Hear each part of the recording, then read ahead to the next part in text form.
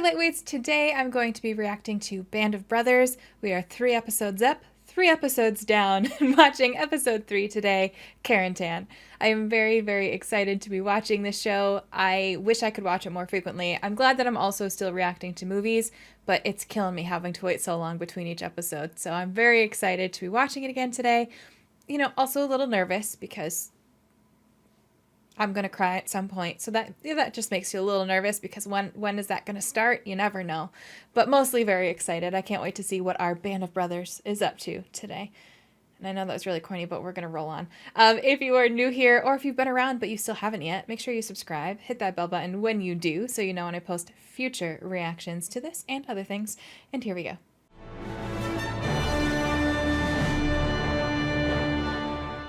Gotta try to find any new scenes I recognize. Oh, that was the end of last episode.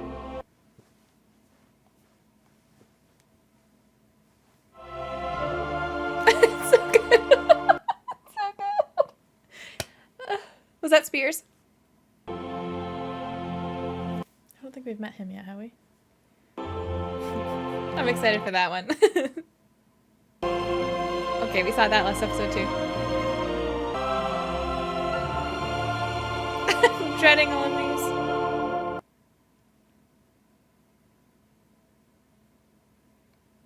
I never thought I'd get through D-Day. That was gonorrhea! And you would not let your comrades or your unit down. I feel like he must have been a leader too. You try to handle your fear and work to accomplish what you're supposed to be doing. How do you train for that though? Because it's still not the same. Part 3, Carentan. Apologize if I'm butchering that, by the way. June 8th, 1944, Normandy, France.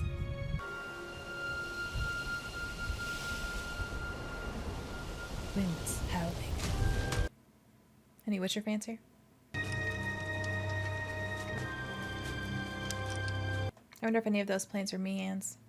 Hey, Blythe. Blythe! Is he in shock? You're the first familiar faces I've seen. I ain't surprised. I've been trying to find Easy. Join the club. This is before they knew that, like, shock and PTSD was a thing, too, so... Get a load of this, Nice, huh? You like that? Oh, like this? nice! Yeah. Got any souvenirs to trade? They're all ticking. Unlike their previous owners. Was the spoils of war rule a thing yet at this point? Company HQ's still missing. They think the plane went down. They say he's gonna turn up. Yeah, I ain't holding my breath. Let's go! First platoon! You got alcohol in there? Poor Blythe literally just got there. That's his Listen name, up. right? Blythe? We're taking Carentan, the only place where armor from Omaha and Utah Beach can link up and head inland. So super important. Remember, boys, give me 3 days and 3 nights of hard fighting. Another thing to remember, boys. Why spread disease? Keep yours closed.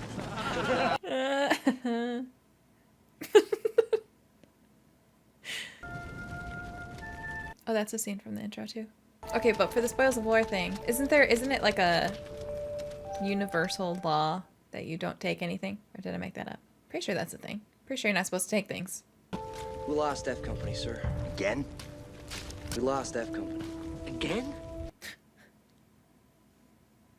How did they get separated? Dang, mosquitoes. He doesn't like mosquitoes. He's lucky he didn't get sent to the other. I can hear y'all all the way across the field. Blythe, go back to the lieutenant. Tell him we found F Company. I thought he had me. That's Edelweiss. Edelweiss. That only grows Jinx. in the Alps above the tree line. Supposed to be the mark of a true soldier. Making a note for the outro. D-Day +6. Go. Let's go first. Let's go. That would be, I think, the scariest part is the beginning when you don't know where anybody is. Like, it looks quiet, like there's nobody there, but you know there is. But you don't know where they are. God damn it! Where the fuck is everybody? Oh no. Is it just the two of them up there? Oh, Blythe. Once again, Winter's leading from the front. We have men getting killed out there, boys! What's that? I don't know who those were. I can't tell who anybody is.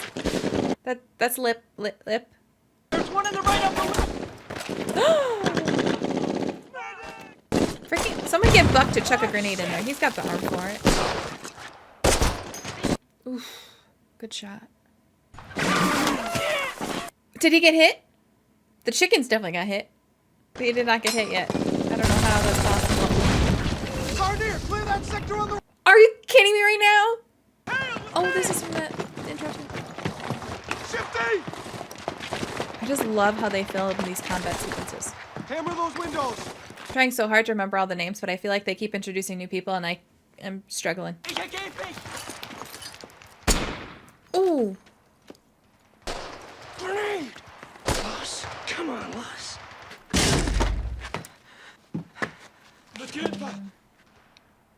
I can't imagine being a civilian in these situations. They got us zeroed! Oh, that's not good. There's so many scenes from the intro in this. Oh, come on, Blythe. You can do it. You can do it.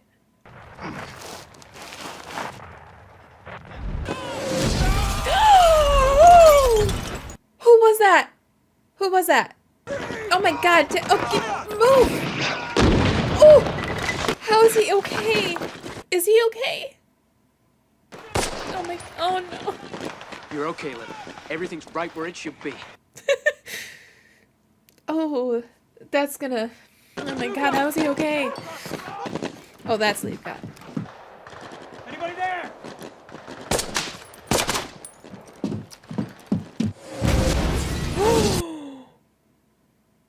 Oh no. Oh no. How is he alive? Looking good, Tip. And you? Looking real good. Oh my god, the way they changed our audio too to fit that. Oh my god. How is he alive? Oh, Jesus.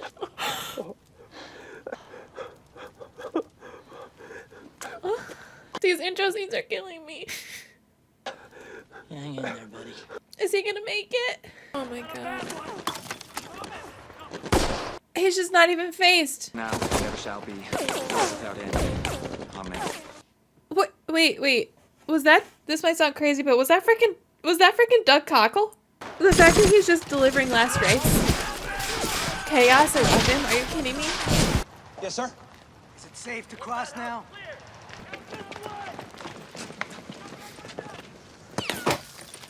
Oh my! Where did that come? Was that Stray? Where did that come from? Plasma drip. You're lucky it was a ricochet. Well, we expect a counterattack. He's not Carentan's as alive. important to them as it is to us. Any idea? What's wrong with Blythe? Well, nothing. That you can't see. Can't see. Cause he's in freaking shock, but they don't know what that is. Blythe? It's Lieutenant Winters. What happened? Well, things, they just kind of went black on me. I'm gonna get you out of here. Get you back to England. I didn't want to let anyone down. Okay, son. I'm okay. Yeah, I'm okay. I think you still need to decompress a little bit. All right. Well, stay here a little while longer. Enjoy it while it lasts. We'll be moving out soon. Don't they know we're just getting settled here? Yeah, don't fuck with Spears. He's not one for jokes. Well, I know a guy who said not. And Spears posed those prisoners. He breaks out a pack of smokes. He even gives them a light. Then, all of a sudden, he swings up his Thompson and he hoses them. It's amazing how stories just take root and grow and change. I love how they just use the song randomly in the episodes. Why is Easy Company the only company who's either at the front of an advance or, like now, exposed at the far edge of the line? You see that? See what I mean?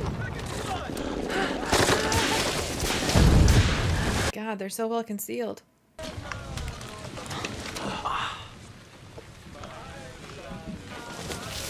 Flank! Under.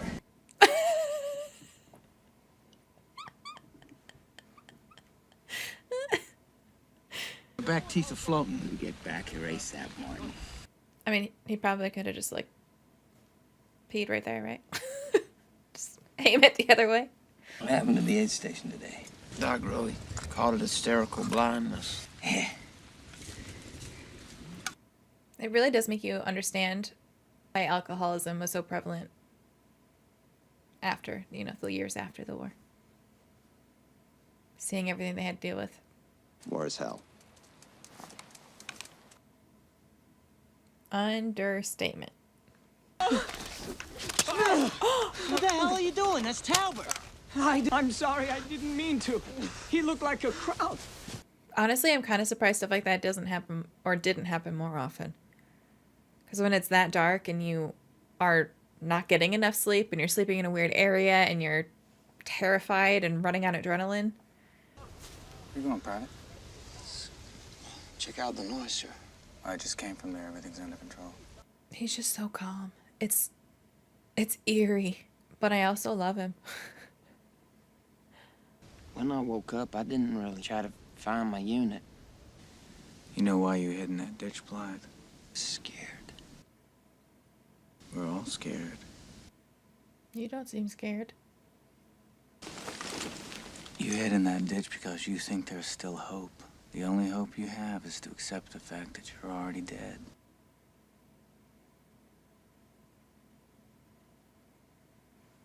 Oh my God. T-Day +7, outskirts of Carentan. Must be.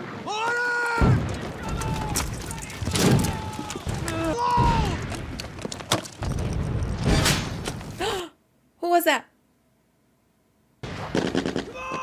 Come on, move it, hurry! Hurry! What the Sergeant Traverse! Cover the crest of that hill!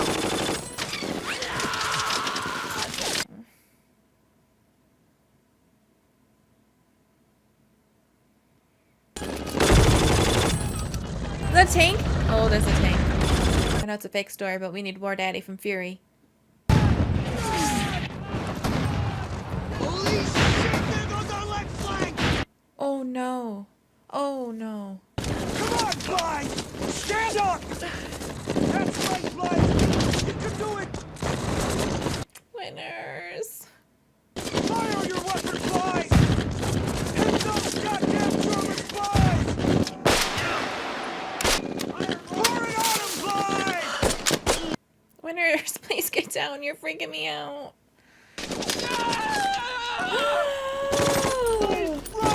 Did he get shot? What just happened? Oh my God, hurry up. Hurry up. Hurry up. Oh, this is too slow. This is too slow. That did not do anything. Maybe shoot at the track. Oh my God. Please just freaking move.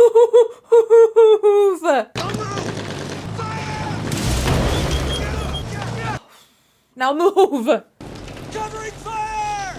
Jeez, the balls on those guys. Ah! This is so chaotic, I can't keep up on who's been hit.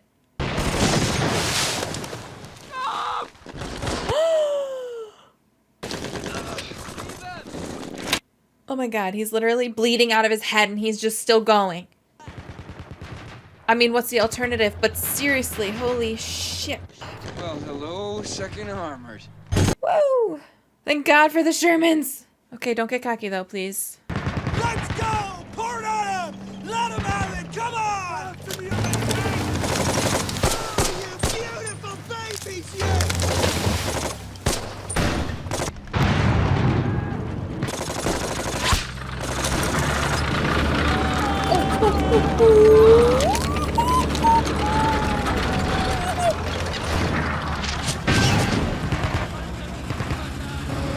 Awful way to go.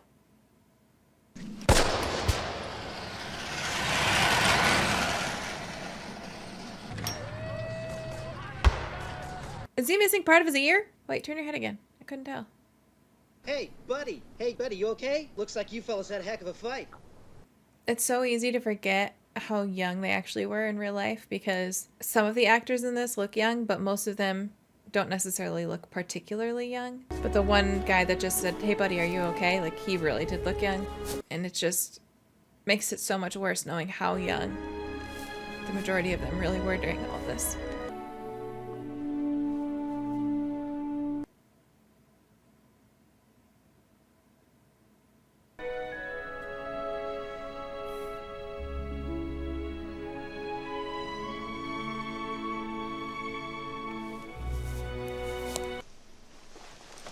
Need to take a look at that farmhouse. Who wants to go?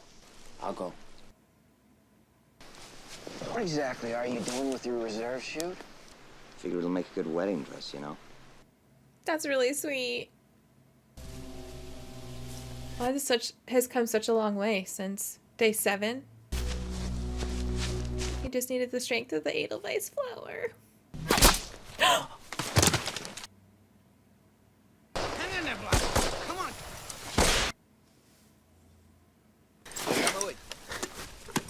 What happened? Sniper. They're pulling us off the front line. I couldn't have pulled him like 10 minutes before.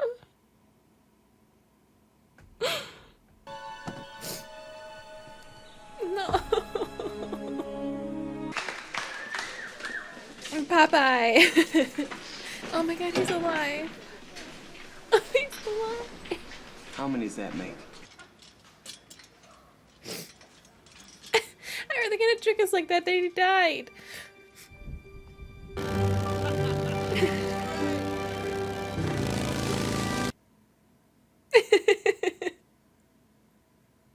do they freaking get that? I really have a happier version of the intro song. Don't crash. Could you freaking imagine dying? You survive all these battles, then you die in a freaking motorcycle accident? Oh my god. See? Watch the road! Sweet with bayonet. He lunged, he thrust both high and low, and skewered the boy from Kokomo. Heading back to barracks. Since you weren't wounded by the enemy and thus didn't qualify for a Purple Heart, Tab, this is for you. Aww. I love that there's no hard feelings. Like, he literally stabbed him multiple times in the gut and he's just laughing about it. All passes are hereby revoked. We're heading back to France. Hello? Hello? Actually, it's Sergeant Malarkey now, ma'am. I just got promoted. Ah. 2 shirts, 2 pairs of trousers like starch, 2 bottom buttons, please. I wouldn't know what that meant either. I'd just be like, please take what you need. Private? Yes, ma'am. Lieutenant Meon's one of yours, isn't he? Oh. I'll take it. You couldn't be a dear help me with a few others, could you? Oh, no. Sergeant Evans, Private Moyer, Gray, Miller, Blythe.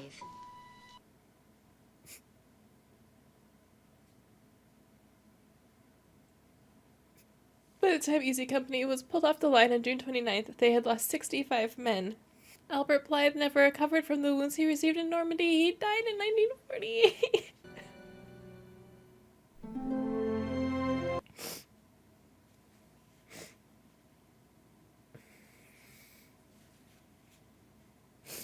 Ugh. Oh man, that episode was really good. This is gonna be such a hard show to watch. I'm okay. It's almost worse when I don't actually just like full out sob, because then I always get like a pounding headache right here every time. I don't know why. Anyways, I felt like the music was much more noticeable in this episode, and I don't know why, but I noticed that intro theme song in different versions a couple times throughout this episode that I didn't notice in the first 2, so I'm gonna have to pay more attention to that because I thought that was wonderful, especially the happy version when they were on the motorcycle. I love when movies and shows do that. Oh my god, I'm a sniffly mess. I'm so sorry if you don't like nose noises. Anyways, I really liked how they did that. Also, you might have noticed, I don't know if it's going to get cut out in the edit, but I took a lot of notes during this one. I'm going to always keep a notebook and a pen here now, because I like when I can take notes to reference. Before I say this, I'd like to preface this by saying I already love Spears. I already love Spears. By George, dude is just... I said it last time, crazy in the best way. I'm just going to keep calling him that because I don't have other words for it. He's just cool as a cucumber. He will literally do anything you need him to do. I don't think I've seen him ruffled once since we've been introduced to him. So I guess in 2 episodes.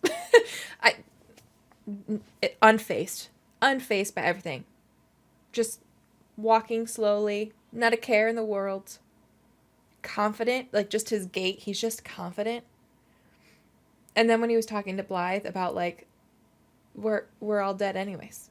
We're here to die. You just need to accept that. All right. I mean, if that's what gets you through, clearly it's working for you. But that kind of made me notice the other kind of coping mechanisms, or the way with which people so far I've noticed are dealing with this horrible situations that they're in. So obviously Spears was like, we're already dead. You can't be afraid if you know you're already dead. Welsh, I always want to call him Walsh because I knew a Walsh growing up. Welsh was like, it's a game. This is all just a game. We're just moving up 1 yard at a time. It's all a game.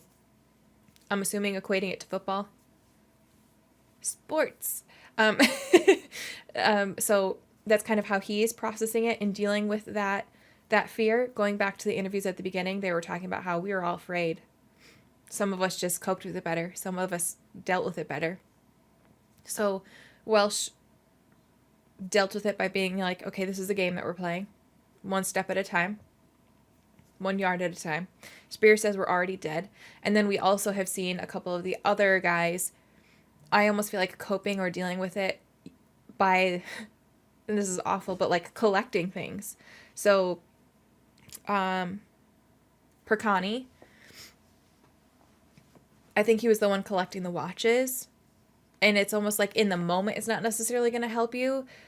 But I can imagine that probably, this is awful. I'm sorry, I'm laughing because if you've been around a while, you know I laugh at times I'm not supposed to. In the moment, it doesn't necessarily help you. But if you have that goal for after, it helps you and it grounds you and it keeps you in the moment. And then the routine of searching the bodies for that specific item you're collecting is almost probably like therapeutic and meditative. And I know that sounds awful, but it really, like, that's their way of coping. So I know a couple, I don't know if it's 1 or 2 of them wanted to find the Luger. Shit. I don't remember. See, this is why I take notes. Berkane wanted the watches. Blythe at the end collecting the Edelweiss. Kind of just helps keep them focused. So you see the variety of ways with which everybody is coping with their fear. I also love, and I don't know if this is accurate for real life, but I love how they showcased the shock and the PTSD and the mental difficulties that soldiers went through with Blythe's story, because a little bit after World War II, but a little bit after World War I, a lot of it after World War II was when they were first kind of discovering shock, PTSD, all that sort of thing. So it was very, very new, and it wasn't something that they were equipped to really handle. I mean, even now we're still learning a lot about it. So the fact that Blythe's character had that, and again, I don't know if he had that in real life, but Blythe's character had that in the show, and the way they showed it, I thought was very well done, especially the scene where he lost his vision. And I kept trying to say in the show, but people kept talking and I didn't want to talk over them, but it was killing me because I know for a fact that in real life, there had to be people that absolutely thought he was faking it to be sent home because it was so new and because most people didn't know that was a thing or that existed, or they did, but it's just in your head. Get over it. You're faking it, right? And that just breaks my heart because I believe him. I believe that he actually did lose his vision. I the mind is a powerful thing. And I also believe that talking to someone of authority, someone of power who you trust, could bring you out of that temporarily. And I think just even the way that he was reacting to the fact that he couldn't see showed me he wasn't doing it just to get sent home, showed me that he wanted to be there. He just didn't know how to process it, which is very valid, because it doesn't matter how much training you get until you're there. You cannot be prepared for that. You cannot be prepared for that because it's not the same. It's not the same. So I love that they showcase that. What else did I write down? Oh, Edelweiss story. I wrote Edelweiss story down. So this is a totally like personal story, and if you don't care about this, sorry, you can probably tune out now. But I've always loved the Edelweiss flowers because when I was in elementary school, obviously I loved watching The Sound of Music growing up. But my school chorus, we sang the Edelweiss song, I think from The Sound of Music. And I loved it, and I would sing it everywhere. It was just like I just sang it all the time. I absolutely adored it. I'm going to get a little emotional with this. My great-grandpa, who could not fight in World War II because he didn't have an eye, he, by the time I was old enough to really know him, had horrible Alzheimer's. He didn't know who any of us were besides his daughters and his wife. And because of that, he was also very angry. But he was always super sweet to all of us kids. But he didn't know who we were. But I learned that song, and I was obsessed with it. And my great-grandma, who I called my mère, she was French, wanted me to sing it to her. And my great-grandpa, who I called my papa, was sitting next to her. And I started singing Edelweiss. And that was the first time that he called me by my name. And he knew who I was. And it was the most beautiful thing I had ever experienced. And I think I was like, I don't know, 7, maybe 8. And it was just beautiful. So I loved seeing the Edelweiss in this, and I loved that, I don't know if this is accurate, I don't know anything really about Edelweiss. I love that they were saying, like, it's a sign of strength. I just thought that was really beautiful. Anyways, that was just a little random tidbit about me that none of you asked for. I think that's everything I wrote down. Oh, I didn't write this down, but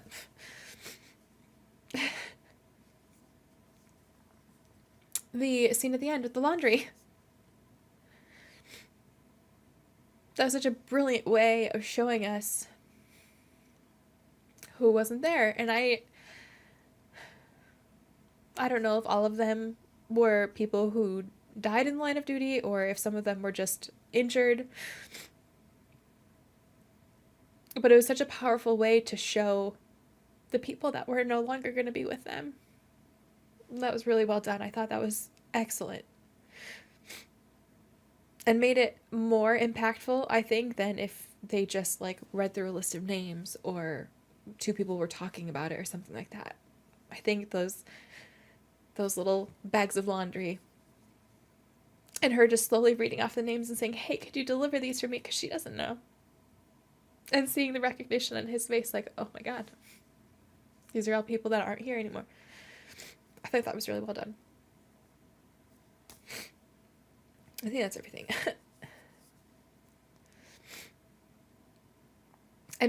I mentioned that I'm going to have to look this up. Actually, why don't I look it up right now? Stay with me. Hold on.